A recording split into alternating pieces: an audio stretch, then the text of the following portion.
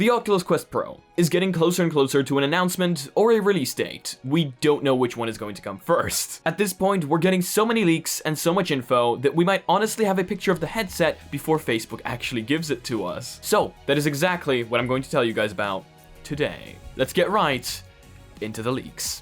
So, as I promised you guys yesterday, there's so much info on the Quest Pro, or the Quest 2 Plus to be honest with you at this point, that I am going to dedicate this entire video to it. Now, this video will not be me going into all the technical details and patents, because I think a lot of channels have already done that, and I think a lot of people want to know why this product is exciting and why they might want to upgrade. What this device is going to do differently to the old one, and what upgrades it has from the old one. So I'm going to tell you all the relevant information that I think you guys might be interested in, as well as, of course, me not really wanting to get into the stuff we already know, like for example the fact that this headset is supposed to have face and eye tracking, and by face I mean mouth. You know, the stuff that we all kind of see as an addition. I really want to go into the things that we don't already know, the things that aren't necessarily already public, and these are the things that I think are really going to make this headset next generation. And if you want technical details, check out either Basti's channel or, sadly, it's Bradley's channel, where they go into patents, details, and software leaks that they have found.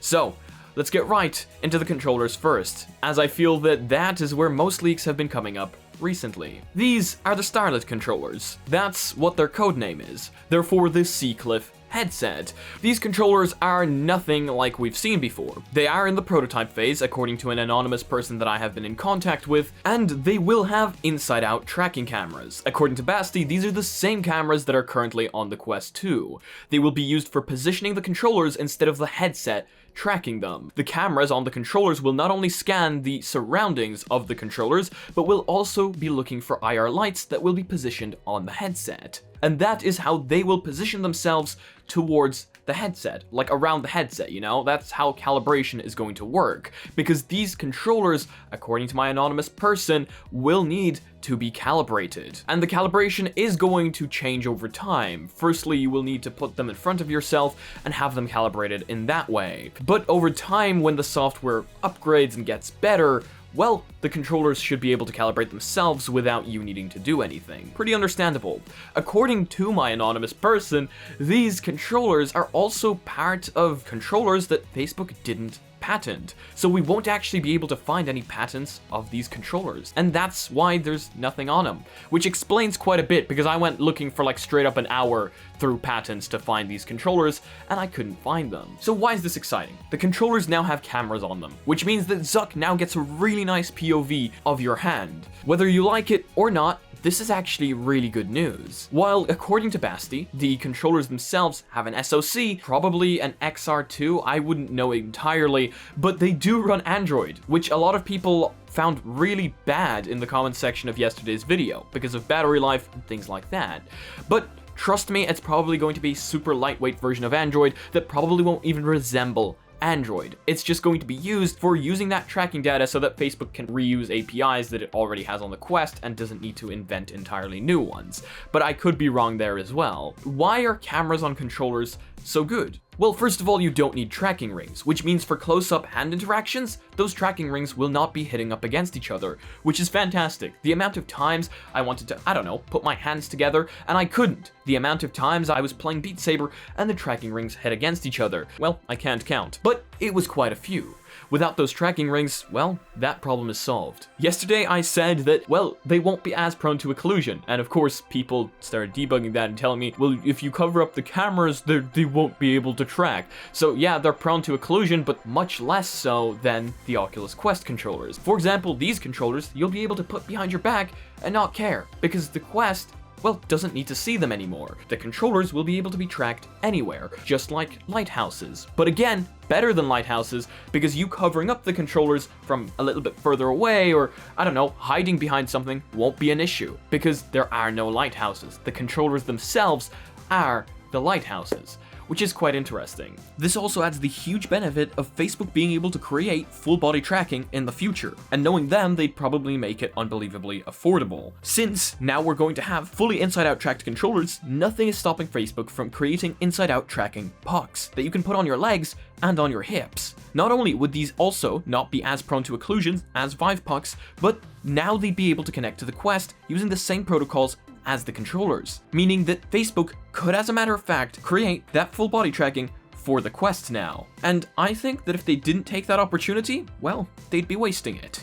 So, the controllers overall are quite exciting, and I can't wait to get my hands on some Starlit controllers. According to Basti, these were in the firmware for quite a little time now, and when Thrillseeker originally posted that leak of the Zoom meeting, or was it a Microsoft Teams meeting, of somebody showing off those controllers, apparently that may or may not have already been 1 year old. So these have been in the prototype phase for quite a little while now, but they're showing up absolutely everywhere, so I'm pretty sure that the possibility of these being the controllers we get is pretty high, while not yet 100% certain. So, moving straight off of the controllers, I have some fantastic news for you guys about the headset. Sadly, it's Bradley has actually joined our Discord, so I have some info from him for you guys to let you know about the panels inside the headset, but just before we do that, I want to take a look at a very interesting image that is going to tell us a lot about the headset. One of our mods partakes in online surveys. A little while back, they actually got a survey about a VR headset that looked a lot like the Quest Pro that we're looking at right now.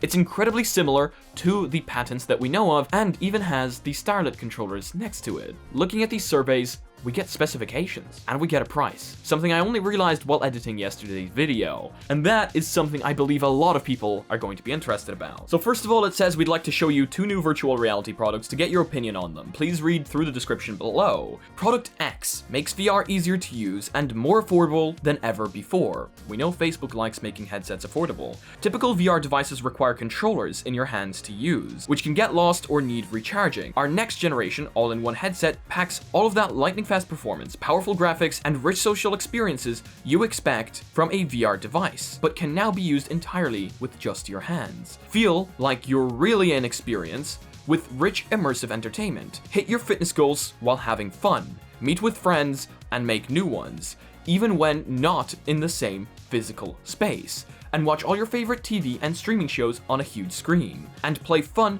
narrative, puzzle, and board games, all with the lightest and most easiest to use VR headset ever designed. We know from past information that Facebook was thinking about releasing a VR headset without any controllers involved. The headset itself would be incredibly cheap, and you could buy the controllers as a possible add-on for people that only want to use their hands in VR, possible for productivity or social experiences. Of course, controllers could be purchased again additionally to play VR games with something like Steam VR, or VR games that would require it more. This seems to be possibly relating to that. Looking at the image, however, zooming in quite a little bit, it's not a very high resolution image, from patents we saw that the headset itself would have cameras on 2 sides, nothing in the front.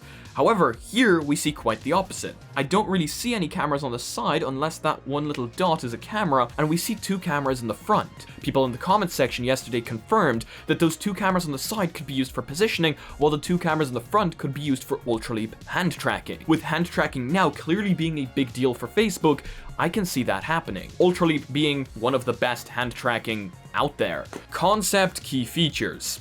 The smallest, lightest, most comfortable, and most powerful VR headset ever designed. That's not necessarily a spec, but okay. An all-in-one VR headset designed for high definition and immersion. Comes with the latest processor, newly redesigned lenses that deliver 2.2K resolution per eye. So already the resolution here is higher than the Quest 2. Newly redesigned lenses? Could we be looking at pancake lenses possibly? With Fresnel lenses currently being inside the Quest 2, they're made up of little rings, and that can cause glare and other issues for people looking through the headset. Pancake lenses are something that hasn't been seen much in headsets currently, but they are a nice upgrade. Newly redesigned lenses really gives me hope. Or we could be looking at variofocus, I can never pronounce that correctly, variofocus lenses, which Oculus did talk about in the past, but I still thought that we would be a little bit further away from that it's just too early in time for that to happen, as it was quite an advanced technology. But this really gives us a lot to think about. Newly redesigned lenses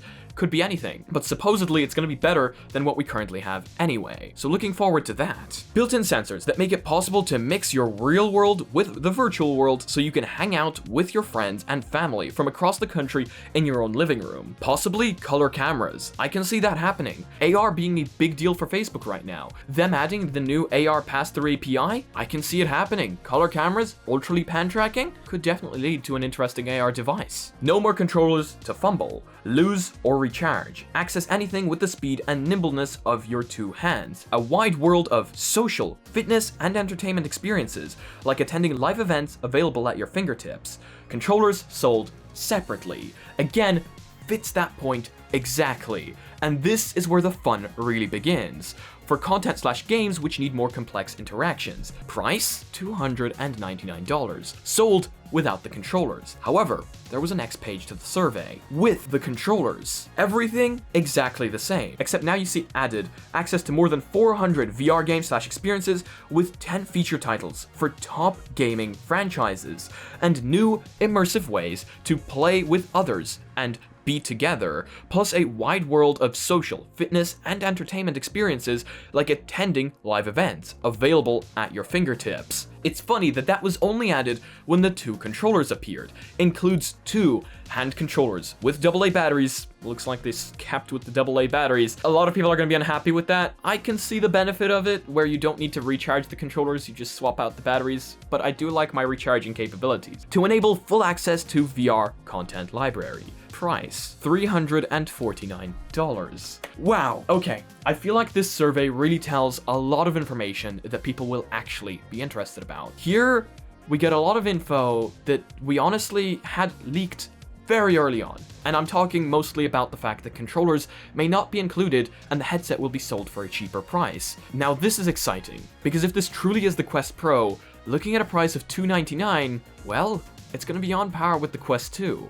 Sure, there will be no controllers, and this will probably be the cheapest model, probably being 128 gigabytes, but at this point, to be honest with you, I think it would be a bad idea to choose the Quest 2 over this, especially at that price. I mean, I am impressed. I mean, I guess it kind of makes sense though. If the Quest 2 Plus is really going to be announced and at a cheaper price than the Quest 2, then the Quest 2 Plus might just replace the Quest 2 and be cheaper than the Quest Pro, which would honestly make sense in that lineup. But that would mean that the Quest 2 is actually getting replaced, and that's something I did not expect. Other relevant info that I think people might be interested in is the fact that the headset is supposedly going to have two fans now. The Quest 2 currently only has one measly fan, and that really pushes the XR2 back. The XR2, being the main chip of the Oculus Quest 2, is currently severely underclocked, meaning it cannot reach its full potential, which is also why when Thrillseeker water-cooled it, nothing much changed, simply because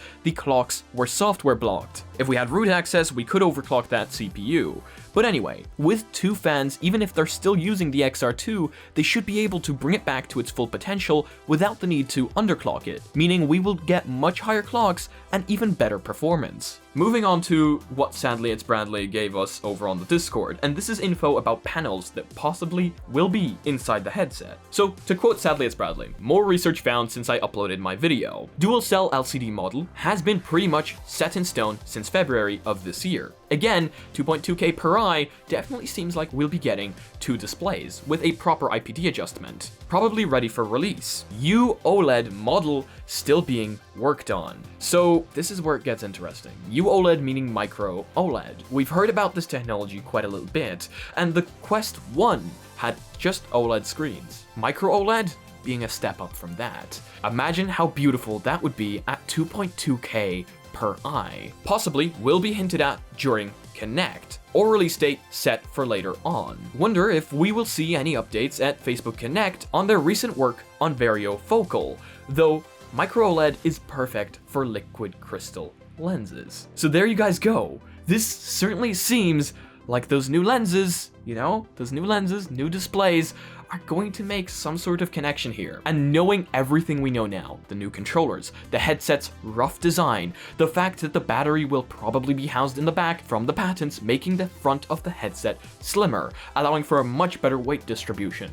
We know so much. Honestly, now we're just waiting for a proper render. And I feel like we're gonna get that much sooner than it's actually going to be announced, which is hilarious. We don't have a release date, but we actually have somewhat of a price point, which is incredible. Whether you guys think that this is the actual price point, there's no denying the fact that that headset looks very much like the patents Facebook gave us. I mean, please let me know what you guys think down below. Are these surveys in relation to the Quest Pro? I certainly think so. I mean, come on. The controllers look identical. The patents look identical. If they weren't, I'm gonna be surprised. So that is going to be it for today's video. Again, if you guys are interested in more of the technical information, check out Basti, check out Sadly It's Bradley. I hope I gave you guys the information that you guys might be interested in, since I think that the tech details are definitely out there. And there's no point in, rolling over the same stone.